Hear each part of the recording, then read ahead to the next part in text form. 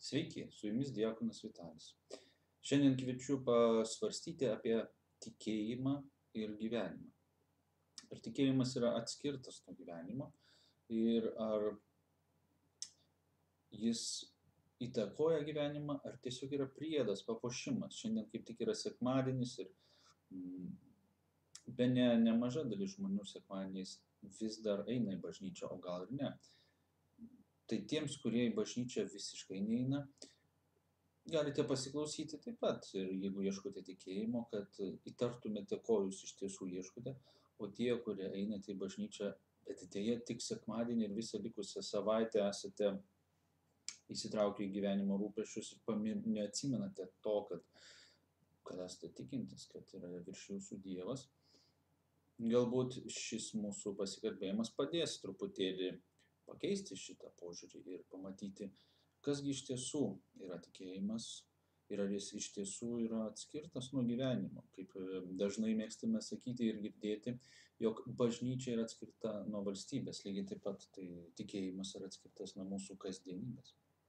Dėja, dažnai taip yra. Tačiau tikėjimas dėja negali būti atskirtas nuo mūsų kasdienybės, nes tikėjimas yra veiksmas, mes turime kažką daryti arba kažką jau darome, jeigu tikime. Taigi, jeigu mes darome kažkokį tai tikėjimo aktą ir sakome, aš tikiu, kad laimėsiu loterijoje. Kai mes atliekame šį aktą, jis yra įtakotas arba įtakoja tam tikrą veiksmą. Mes tikime, reiškia, kad tai išsipildytų, ko aš tikiu, arba tai pagrįsčiau, aš einu ir įsigyju loterijos bilietą. Jeigu aš tikiu, kad šiandien turėtų ateiti į svečius mano bičiulis, ašgi neišeisiu iš namų, ne? Nes aš tikiu, kad jis ateis, todėl aš sėdėsiu čia ir lauksiu. Vėlgi mano veiksmas įtakotas bus mano tikėjimu. Lygiai taip pat, jeigu mes tikime, kad yra Dievas, tikime, kad yra Jėzus Kristus ir jo Evangelija, mes turime imtis kažkokių veiksmų, tai kažkaip turėtų įtakoti mūsų veikimą gyvenime, kasdieninėme. Dažnas pasakys, taip, aš tikiu, todėl einu į bažnyčią ir to man užtenka. Tačiau tikėjimas nekalba apie ėjimą į bažnyčią. Taip, eiti į bažnyčią yra naudinga ir reikalinga. Mes ten sustinkame gyvai Dievą, sustinkame bendruomenę, su kuria tikime, pasidalijame tuo tikėjimu, pasidalijame Kristaus kūnu, Kristaus krauju ir jo žodžiu, dalinamės brolišką meilę. Taip turėtų būti, nežinau, ar iš tiesų taip yra, kartais pasidaliname broliškais apsivardžiavimais arba apsistumdymais, kur lipėjame man ant kojos, nelysk. Arba pasimojuojame rožančiais, o galbūt pasižiūrime, kaip jis prastai gieda ir nepataiko į toną, bet dabar ne apie tai. Taigi tikėjimas apima visą mūsų gyvenimą dėl ko? Dėl to, kad mes tikime į kažką tai ypatingo, į kažką tai didingo, mes tikime į Dievą. Įsiklausykite į Dievą. Mes netikime į apeigas, mes netikime į ikoną, nors tikime, kad ikona yra Dievo atvaizdas. Nuotrauka mūsų laikais, ar ne? Jeigu aš turiu mamos nuotrauką, aš nesu čia mano mama. Taip, sakau kartais, čia mano mama. Tačiau visi supranta, kad ne nuotrauka yra mano mama, o žmogus, kuris yra nuotrauka. Lygiai taip pat čia mes turime atvaizdą. Dievo atvaizdą, Dievo sūnaus atvaizdą. Bet mes tikime ne juo, bet pačiu Dievu. Taigi klausimas yra, kasgi yra Dievas, jeigu aš jį tikiu? Jeigu jisai yra visaviršintis, jeigu jis yra kūrėjas, visatos kūrėjas, ir aš esu mažas taškelis toje visatoje, tai nejaugi tas Dievas nėra mano gyvenime, neapima visko, neapima kiekvienos minutės, kiekvienos akimirkos. Ir nejaugi tada mano net kvėpavimas nepriklauso nuo jo. Todėl kaip aš galėčiau sakyti, taigi Dieve, aš nuėjau sekmadienį į bažnyčią, tavo duoklė, tau atidaviau savo 10, viskas dabar mano laikas, aš čia gyvenu. Taip sakau tik tada, kada nepažįstu Dievą, nepažįstu, kuo aš tikiu.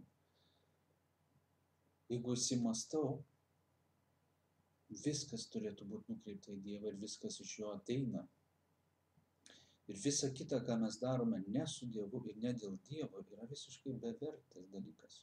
Visiškai niekam nenaudingas ir nereikalingas, nes be Dievo mūsų nebūtų.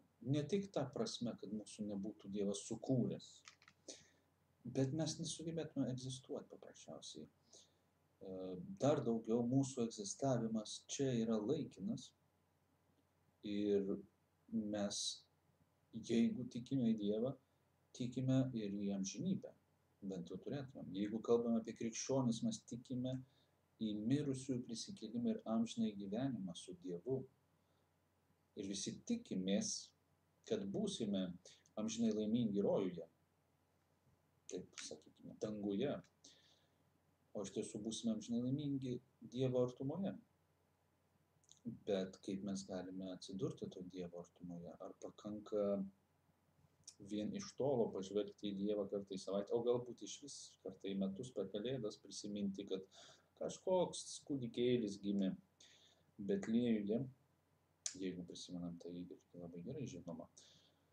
Bet kaip mes galėsime atsidurti Dievo artumoje, jeigu mes nepažįstame to Dievo, jeigu mes su juo nebendraujame, jeigu mes neatsimenam jo kasdien, kiekvieną akimirką. Štai, pavyzdžiui, jeigu mes įsimylime apie tą žmogų, kitą žmogų, galvojame nuolat. Bet ką darydami. Netgi jeigu labai kažkoks darbas mus įtraukia, ar įdomus užsiėmimas, filmas, knyga, bendravimas su bičiuliais, vis būna momentai, kai mes trumpai prisimenam tą, į ką esame įsimylėję, tą, ką mylime, savo antrąją pusę, savo sužadėtinę, savo sužadėtinį. Ar tiesiog draugę, ar draugą. Bet Dievas yra žymiai daugiau už tai. Dievas myli mus daug labiau. Ir su Dievu mes ruošiamės gyventi amžinai. Jeigu mes su savo vyru ar žmona, kurį be galo mylime, kol esame susižadėję, ruošiamės gyventi visą gyvenimą, tai palyginus su to, kad mes ruošime su Dievu praleisti visą amžinybę, visas gyvenimas yra niekas. Tie 70 ar 80 metų, kaip sako psalmistas, yra vien skurdas ir vargas ir greit prabėga. O amžinybė tęsiasi amžinai. Taigi, jeigu mes nesiruošime, nebūsime pažįstami su Dievu, su kuriuo planuojame praleisti visą amžinybę, jeigu mes nesiruošime ir nepratinsimės būti jo artumoje, kaip mes ištversime tai? Nuėję į svečius, į puotą, kurią mus kviečia viešpats, mes nežinosim, kaip elgtis. Mes ateisime ir galvosim, kaip čia gražu ir nuostabu, kad aš norėčiau čia būti, bet nežinau, kur mano vieta, kur man atsisėsti, nežinau, kaip atsisėsti, ką pasakyti, kur atsistoti ar kaip pasisveikinti, kaip jeigu mus pakviestų staiga į karalienės ar karaliaus puotą dabar, o taip staiga ateitų, tai važiuojam į rūmus pas karalių. Ir mes kaip stovime, nueitume net neįsivaizduodami etiketo rūmų, neįsivaizduodami, kas tas karalius, kieno čia karalius, koks jo vardas gal net, arba kaip žmonės su kokia kalba su jo kalba. Kaip mes atrodytum tos rūmus? Mums patiems būtų be galo gėda. Negana pasakyti to gėda, bet paprastai, jeigu esame nepasiruošę, dėja iš tos puotos mūsų išvaro, išmeta lauk. Mes lyg kokie vagys būname įsmukę. Taigi gyventi tikėjimu verta vien dėl to, kad ruoštumėmės susitikimui su Dievu, kad būtumėm jo draugai, nes viešpats nori būti mūsų draugu. Jis mus išsirinko, kiekvieną iš mūsų išsirinko ir pakvietė būti jo draugais. Kaip galim su draugu nebendrauti? Arba bendrauti labai retai, mes užmirštam tą draugą.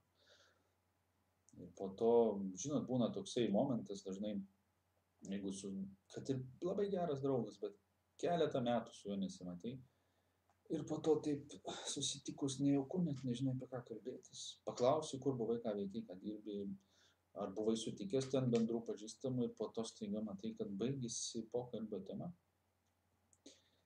Deja, su Dievu yra lygiai taip pat. Mes, jeigu nežinome, kaip su juo kalbėtis, mes ir negalime to daryti. Taigi ir kviečiu šiandien susimastyti apie tai ir pagalvoti, ar mano kasdienybėje su Dievu verta bendrauti dažniau, ar aš tą darau, o gal aš tik sekmadienį pastoviu nuėjęs į bažnyčią, o gal išvis neinu niekur. Ir galvoju, jo, yra kažkokia aukštesnioji ten sąmonė, kažkas daugiau yra, taip egzistuoja, bet čia ne man, aš nelabai suprantu. Bet pagalvokime apie tai, kas mūsų laukia po mirties, kur mes keliaujame, su kuo susitiksime. Štai tokį klausimą savo šį sekmadienį užduokime ir ieškosime atsakymų. Kitose laidelėse, kitose susitikimuose galėsime įvairiapusiškai aptarinėti tuos dalykus, kasgi būtų tas gyvenimas ir tikėjimas. Gyventi tikėjimu. Ką tai reiškia? Tai nėra paprastas klausimas. Dievas yra visur ir visa apimantis, todėl ir tikėjimas toks turi būti. Bet tai reikia išsiaiškinti, tam reikia ruoštis. Tikėjimas, kaip ir meilė, yra darbas. Tad kviečiu pailsėti, o vėliau imsimės darbo.